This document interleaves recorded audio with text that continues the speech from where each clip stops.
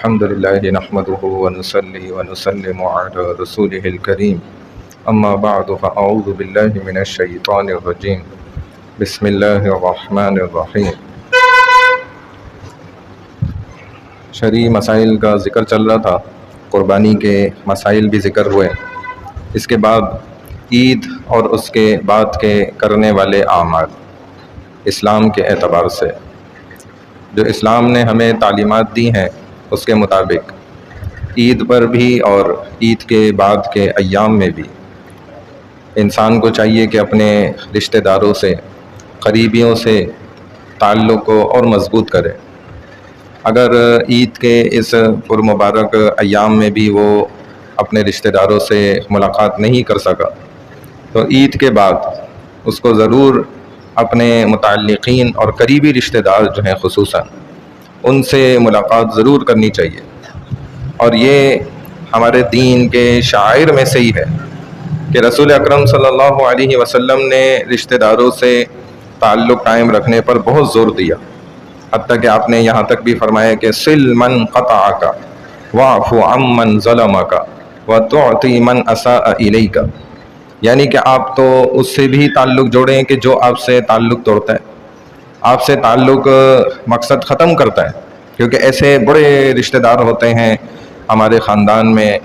ہمارے قریبی رشتہ داروں کے اندر کہ جو چھوٹی چھوٹی باتوں پر تعلق توڑ لیتے ہیں اور اس قدر سختی کے ساتھ تعلق توڑ لیتے ہیں کہ وہ دور ہو جاتے ہیں، پھر بات کرنا بھی پسند نہیں کرتے اور دیکھنا بھی پسند نہیں کرتے۔ چنانچہ ایسے رشتہ داروں کو تو خصوصاً پہچان کر کے اور ان سے تو تعلق رکھنا یہ بہت ضروری ہے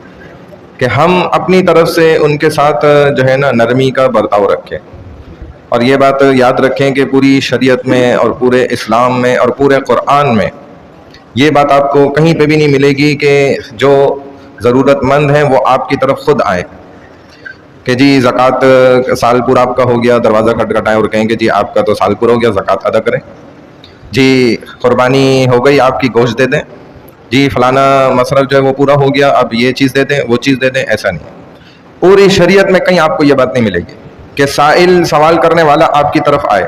اس کو یہ کہا ہی نہیں گیا کہ آپ جائیں، بلکہ الٹا معاملہ ہے کہ جس کی ضرورت پوری ہوئی ہے، جو زکوٰۃ کا صاحب نصاب بن گیا، اس کو لازم کیا قرآن نے، پوری شریعت نے، کہ آپ اب فوری طور پہ تلاش کریں، ڈھونڈیں اور زکوٰۃ جا کے صحیح جگہ پہ ادا کریں،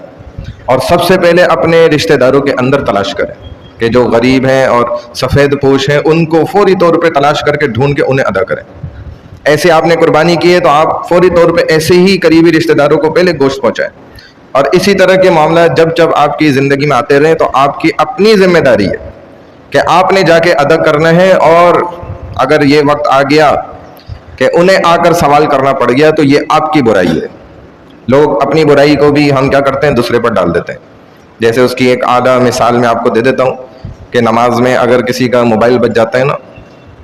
پھر آپ تماشا دیکھیں نماز کے بعد، اب اس بیچارے کو شرعی مسئلہ بھی نہیں پتا اور وہ بجتا رہا، اس میں گانے کی ٹون لگی تھی، بج رہی ہے۔ اب ماشاءاللہ یہ نماز کے بعد کیا ہوگا کہ جی اس کو لوگ ایسے تانے دیں گے، ایسے باتیں سنائیں گے کہ جیسے اس نے بہت بڑا گناہ کیا ہے۔ واقعی اس نے کوئی نیکی تو نہیں کری ہے، تو میں بھی نہیں کہہ رہا، لیکن اس سے بڑا گناہ ہم نے کیا کہ ہماری نماز اس قابل ہے